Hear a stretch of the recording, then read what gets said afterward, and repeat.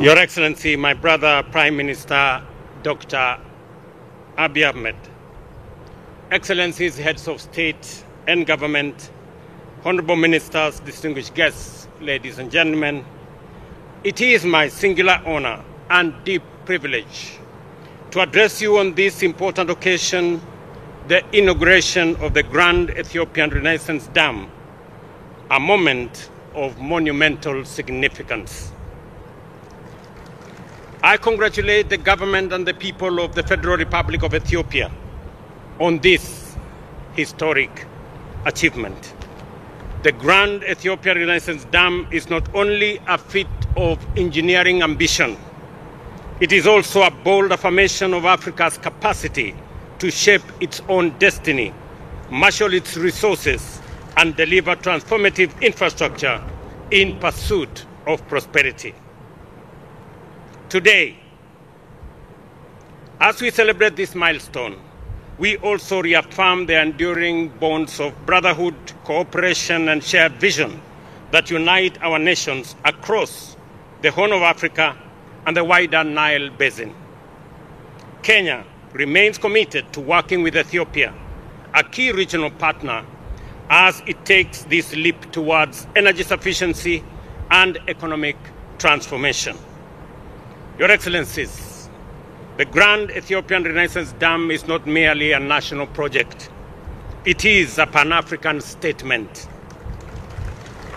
It exemplifies the scale and ambition of African-led infrastructure and aligns with Africa Union's vision of continental energy connectivity. Despite Africa's vast renewable resources, the continent accounts for only 6% of global energy use, while nearly half of Africans, over 600 million people, still lack access to electricity, and close to 1 billion people also lack clean cooking solutions, with dire consequences for public health, education, and productivity. These deficits disproportionately affects women and children and hinder inclusive development. They drive up business costs, compromise hospitals and schools' operations, and constrain the life prospects of millions, particularly in rural and remote areas. Africa's energy demand is set to rise exponentially, driven by population growth and rapid urbanization. By 2030, 1 in every 5 people globally will live in our continent. Meeting that demand sustainably will require doubling current energy investments, with at least 2/3 directed towards clean energy, like the feat of engineering just behind us. Supported by multilateral cooperation and regional solidarity, the Grand Ethiopian Renaissance Dam provides a blueprint for scaling similar projects across Africa and bridging the continent's energy divide. Distinguished guests, Kenya's partnership with Ethiopia on clean energy is a living example of regional integration. In 2022, Kenya began importing 200 megawatts of hydroelectric power from Ethiopia under a 25-year hydro power purchase agreement. This power is transmitted through a 1,045-kilometer Ethiopia-Kenya interconnector, a vital component of East Africa's power pool. Beyond affordability, this energy unstable supply enhances grid reliability, particularly during droughts when hydropower output is volatile. With Kenya's peak demand exceeding 2,300 megawatts and rising, this additional capacity strengthens our reserve margins and reduces supply deficits. I have already had a conversation with Prime Minister that we will be having an extended conversation on whatever reserve power that is available from this dam we are ready to sign a power purchase agreement so that we can take some of the power from this important dam. Reliability is especially critical for special economic zones, industrial parks, ICT hubs, and agro-processing facilities, all of which require consistent and affordable power to drive Kenya's development agenda. Additionally, this cooperation advances Kenya's climate and development goals with more than 90% of our electricity already sourced from renewable sources. We remain committed to achieving 100% clean energy mix by 2030. The Grand Ethiopian Renaissance Dam strengthens this transition by integrating zero-emission power into our grid and reducing reliance on fossil fuels. Importantly, it also supports Kenya's national development priorities under Vision 2030 and the bottom-up economic transformation agenda by expanding access in undeserved regions, empowering young people and women entrepreneurs, and promoting green industrialization. Excellencies, allow me to restate Kenya's commitment to constructive engagement in the wider Nile Basin discourse. We recognize the Nile's centrality to the lives and livelihoods of millions. Its shared use must be governed by principles of equity, sustainability, cooperation, and mutual respect.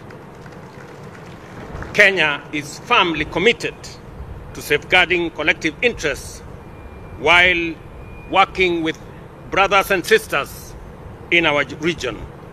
We believe that no country should be denied the opportunity to unlock a huge resource like the one that we are launching today, because indeed it becomes a shared resource. Ladies and gentlemen, we commend the progress that has been achieved and urge continued cooperation between all our countries. And I want to commend the people, government, and more particularly my brother, Prime Minister Abiy, for this monumental achievement. Listening to you, Prime Minister Abiy, you not only inspire your own people in Ethiopia, you inspire our people in the region.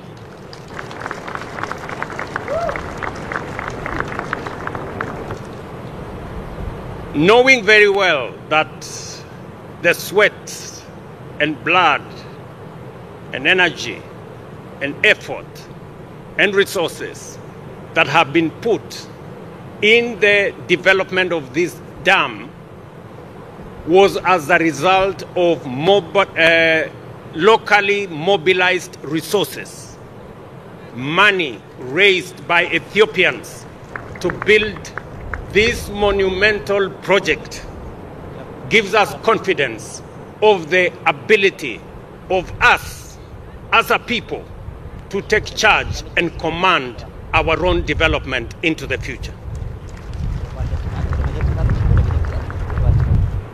The fact that you have raised $5 billion without debt, without borrowing, without support from others, makes us believe that indeed Africa can take charge of its own destiny.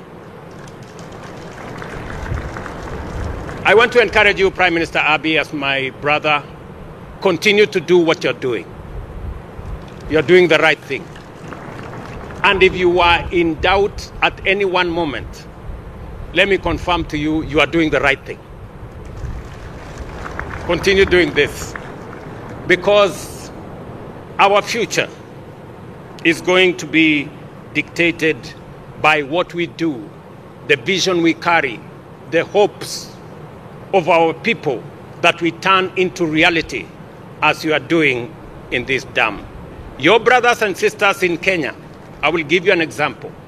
2 years ago, we decided that we are going to get millions of our people. In fact, 7 million of Kenyans live in slums. And we decided that we are going to give dignity to our people and we are going to build houses for them. I am happy that Ethiopia, in your vision, is going to build 1.5 million houses. We are also on that journey. Already, we have 700,000 housing units on the pipeline. We are already constructing 170,000 houses as I talk to you. And Kenyans, from their own resources, without debt, without support from others, have raised $4 billion worth of projects under the housing program. It confirms to you that what you are doing in Ethiopia is what we are doing in Kenya. And that is what we should be doing in our region. That way, we can emancipate our people from debt, from begging across borders, and take charge of our own development. This moment must remind us that the path to peace and prosperity lies in working together, not division, in partnership, not rivalry, and in unity, not isolation. Together, we can transform our region, harness our shared resources, and shape a future of dignity and opportunity for all our people. I thank you. God bless Ethiopia and God bless our region. Thank you very much.